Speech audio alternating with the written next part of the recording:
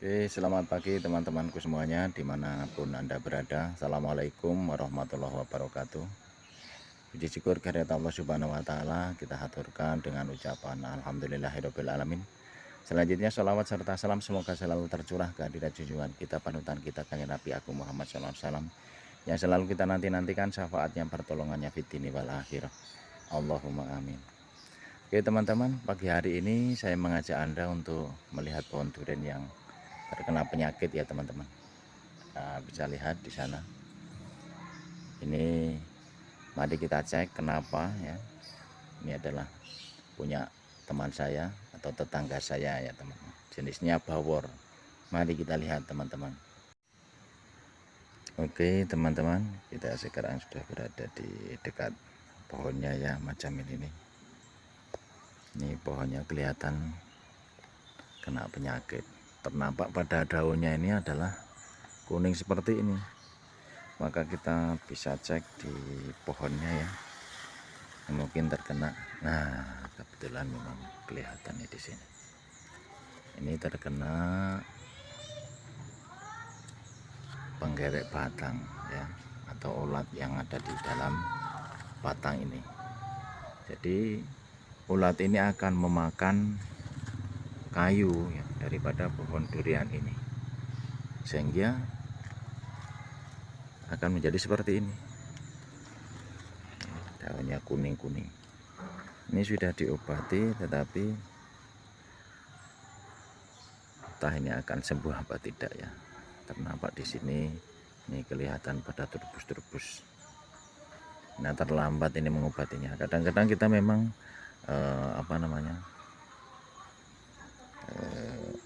tidak melihat ya, bahwa pohon kita walaupun di dekat rumah, dekat jalan seperti ini ya, sering orang lalu lalang, kita sendiri juga lewat, tetapi kadang-kadang kita tidak melihat bahwa pohonnya ini kena penyakit. Pada awalnya memang belum kuning seperti ini ya teman-teman.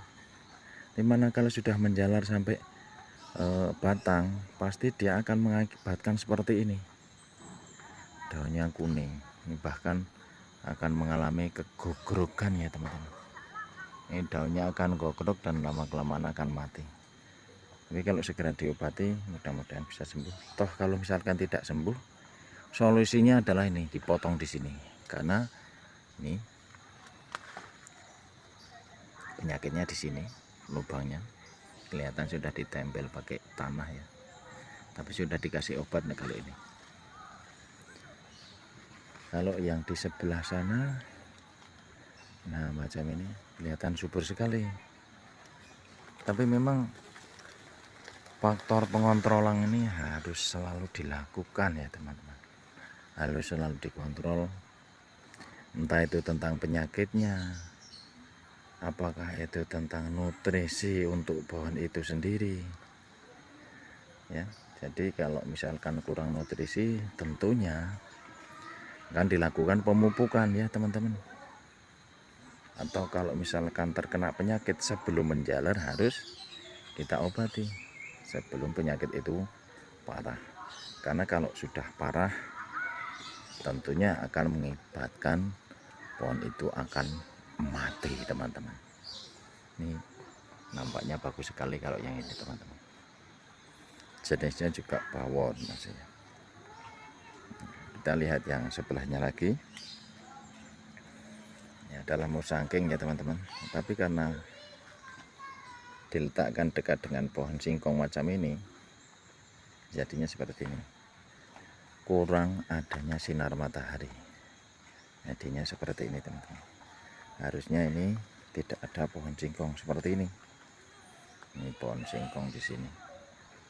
Jadi menghambat pertumbuhan, menghambat sinar matahari yang masuk, sehingga bisa mengakibatkan kerdil seperti ini, tidak lekas besar seperti yang sebelah sana. Oke ya teman-teman, sebagai bahan rekomendasi saja, sebagai bahan pemikiran kita saja. Kita akan lihat yang sebelah sana. Itu di sana juga bawor ya, hasil topor. Oke teman-teman, kita bisa lihat di sini. Nah di sini adalah hasil working. Semula ini adalah pohon lokal biasa dan dilakukan penyambungan di sini teman-teman ya, tapi ini kayaknya ada semutnya deh ini ya. Dan ini sarang semut ini harus segera diobati ya, supaya tidak dibuat sarang, karena kalau dibuat sarang dia akan memakan kayu-kayu keringnya ini, dan akhirnya pun akan menjadi masalah buat pohonnya tersebut. Ini layaknya harus segera di pruning ya, dikurangi daun-daun ininya ya, ranting-ranting yang kecil-kecil macam ini, supaya pertumbuhannya lebih bagus ya. Nah, ini terlalu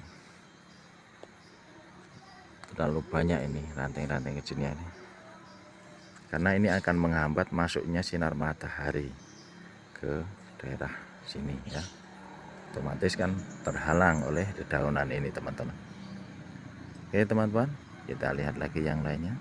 Tempat tumbuhnya pohon saja harusnya dekat ya dengan jalan desa, bahkan dekat dengan SD ya. Tetapi kadang-kadang tidak terkontrolnya, inilah yang bikin pohon ini terkena penyakit. Padahal juga dekat rumah, ini depan rumah ya teman-teman.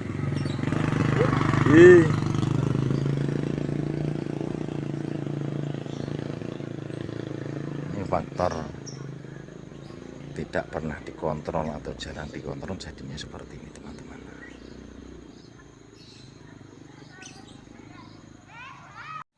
Nah, nampak di depan kita juga pohon bawor ya, durian bawor ataupun kromo nih teman-teman. Kita bisa lihat di sini, ini adalah hasil daripada TW ya, TW susuan di sini. Mula-mula digantungkannya polybag kecil di sini pada pohon tersebut. Nah, ini dipotong kelihatannya, dan akhirnya disambungkan di sini, akhirnya menjadi seperti ini. Dia tumbuh ya, nampaknya daunnya pun kurang sehat ini teman-teman. Nanti kalau ketemu yang punya biar saya kasih tahu. Tuh teman-teman, ini ada yang ini mengering daunnya, entah kenapa ini jarang di pruning kayaknya nih teman-teman ya. Inilah cara kita memanfaatkan lingkungan sekitaran rumah supaya lebih efektif, lebih menghasilkan ya. Ada tanaman sayuran juga ya, selain juga buah-buahan. Ini ada terong, ini adalah pete, yaitu adalah kelengkeng, sebelah sana rambutan.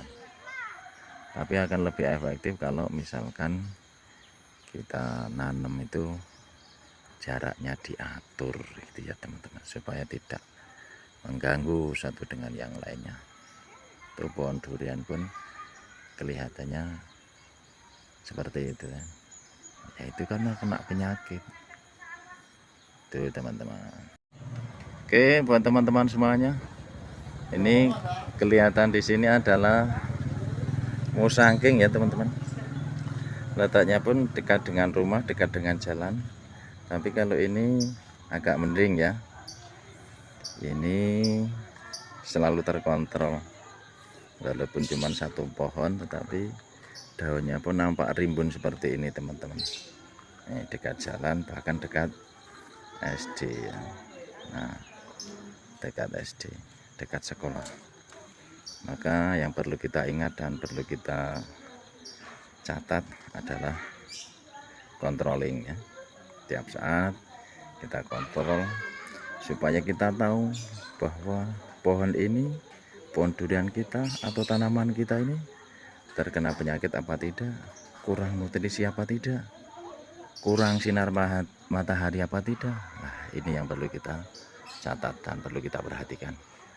Oke teman-teman, mudah-mudahan ini bisa menjadi referensi kita untuk merawat pohon durian kita yang sudah kita tanam.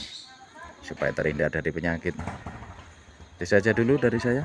Assalamualaikum warahmatullahi wabarakatuh.